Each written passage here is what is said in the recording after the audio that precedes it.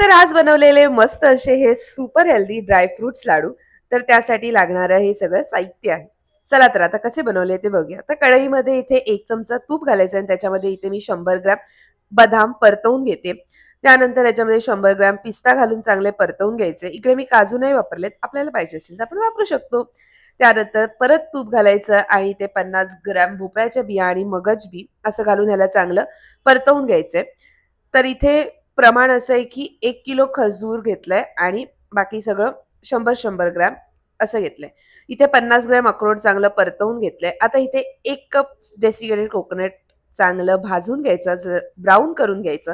त्यानंतर 50 ग्रॅम मखाणा तो चांगला परतवून घ्यायचा.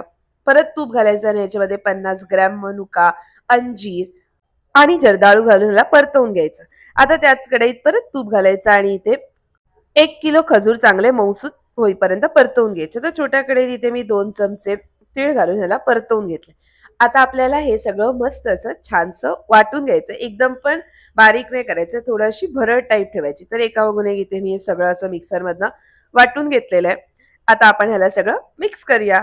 तर मोठा टोप घ्यायचा, त्याच्यामध्ये सगळ्यात आधी खजूर घालायचा आणि मग सगळं वाटलेलं मिश्रण घालायचं आणि ह्याला चांगलं मिक्स करायचं. आता गरज असेल तर आपण ह्याच्यामध्ये तूप घालायचं. तर इथे मी जवळ-जवळ 3 ते 4 चमचे तूप घातलंय आणि मस्त असे हे लाडू वळून आपले तयार आहेत.